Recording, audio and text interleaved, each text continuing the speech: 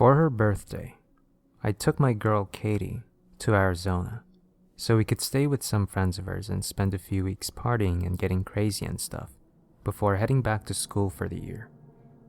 We drove up in my dad's car. It's a really old Ford make, and it's pretty beat up. The road there was bumpy and long. Our relationship seemed at its strongest on the road. We were really in love.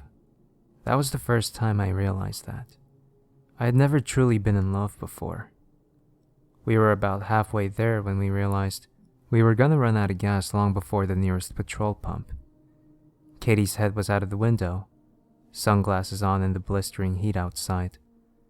Nothing but the wild desert landscape to be seen in all directions. We became frantic. We hadn't seen another car on the road in almost an hour. What if we broke down here, in the middle of the desert, with no food or water, with no one out there to find us? I sped up slightly, driven by these fears. It was then that we came across a gas station, smack bang in the middle of nowhere, in dry, empty nowhere. It was an old, worn-down servo. Long, yellow grass blew in the breeze beneath it. Outside were 2 rusted gas pumps. At first, we didn't know if it was occupied. It seemed so lifeless. But as we pulled up and saw the petrol stains in the dirt, we were convinced otherwise. Katie started refilling the car and I went inside to pay and grab something to eat on the road. When I first went to open the door, it jammed. This perturbed me, so I looked up at the sign to check and was reassured that the store was open, according to the torn sign that hung in between the dull yellow curtains at the door window. I pushed harder and harder with effort, got into the shop. Inside it was totally abandoned and left to ruin. Complete aisles lay on the ground. The fridges were smashed and glass coated on the floor. Despite the brightness outside, the interior of the gas station was dark and bitterly cold. Then there came, from behind me, this quiet weeping like a child's. I felt my heart race. It was coming from the back room. I stepped over the smashed glass and twisted metal remnants on the floor, over where the patches of grass had grown through. I ran my hand along the wall and felt the crisscross of ivy beneath my fingers. It was overgrown. There came the crying again, and now I was facing the back room door. It was directly in front of me. I pushed the door open, and it creaked with rust in its joints. Inside there lay several wooden steps into the basement. It was pitch black, and the smell was horrific.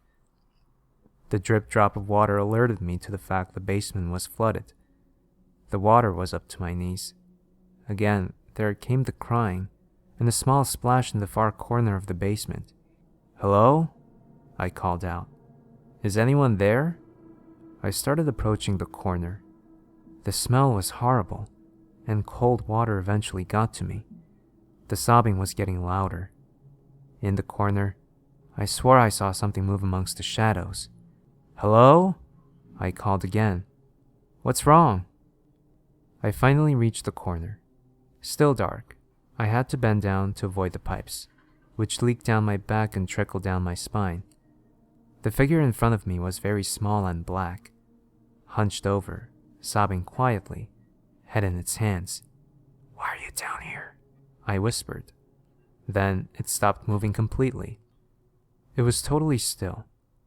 All noise seemed to cease, but for the quiet dripping of a broken pipe somewhere behind me. I outstretched my arm to touch its tiny shoulder, but it then began to slowly turn in my direction, to look me eye to eye. As its face swiveled around to look into mine, I remember screaming and swinging my head up in recoil, cracking it on the pipes up above. The face was white as a sheet, pale like a hideous, moving mask. The eyes and mouth were completely black holes, huge and widening even as I looked at them. They were so huge, they almost consumed its entire face. As I desperately tried to escape, it splashed towards me at rapid speed, uncurling its long, thin fingers. It was wailing now, staring into me with its huge black eyes, and as I scrabbled up the stairs with great difficulty, I felt my legs begin to give way beneath me. It sprinted out of the water and up the stairs towards me. I slammed the door, flipped the lock, and tore out of the store, into the old Ford. Katie began to laugh when she saw me, jeans wet, trembling with sweat soaking my chest, but I grabbed her and screamed at her to drive. For about a half an hour, I could barely tell her what happened in the store. She listened and gave me a look of sheer horror when I finally gave in and told her everything. She pulled the car to the side of the road and began to cry herself. I asked her what was wrong. She said, "I saw something while you were gone. When you were in the store, I was just putting the pump back when I saw this little girl, and a man, her father, I guess. The father stared at me with blank eyes and a hanging jaw. But the girl, oh God, the girl, she was staring straight at me, grinning with this huge smile that just stretched so far across her face. I couldn't see any hair on her, and her skin was so dark. Not dark, like a colored girl, but dark like a shadow, and her smile just shone through the window. I convinced myself it was a trick of the eye and looked away. When I looked back, they were gone. Then a little while later, you came back out." It was dusk by now. We had nowhere to stay. We had not traveled nearly as much as we hoped to that day, and the nearest motel meant going back past the gas station. So we just drove up from the roadside where we were, into the clearing a little way up, where people camped sometimes. We had obviously come the night after a big party. There was broken glass everywhere. When we arrived, however, it was empty. After a while, I tried to reassure her that we were okay. I calmed her down, put my arms around her, and we started to kiss. I moved to get closer to her when she suddenly screamed like hell itself. "It's her! It's her!" she screeched, fumbling to start up the engine.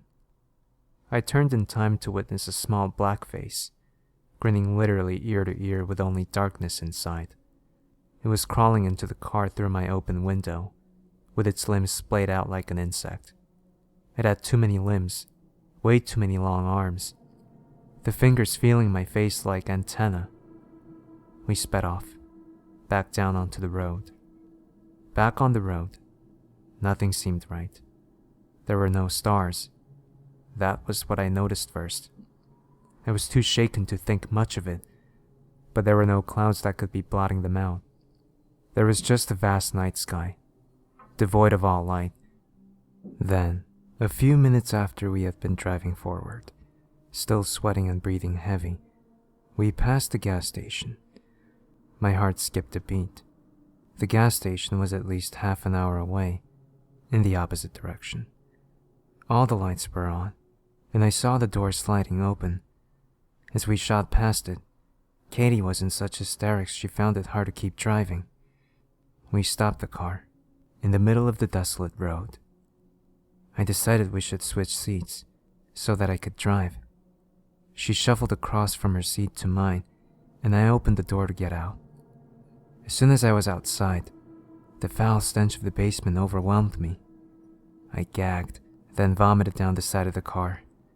It was then I noticed the runner, a pale white thing, sprinting towards us through the fog, its limbs practically a blur.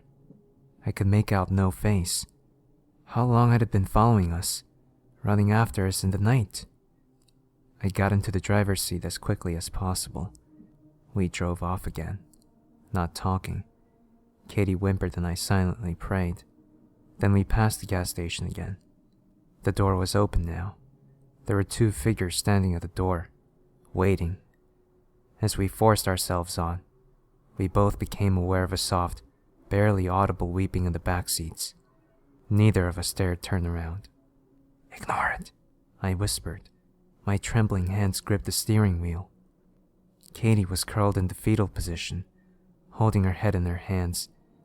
The wailing increased, becoming extremely loud, ear-piercing and horrific. Finally, I ordered myself to end it and looked behind me.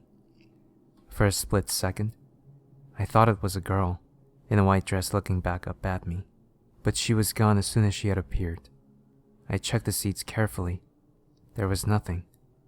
In my tiredness and fear, I'd completely lost track of the road.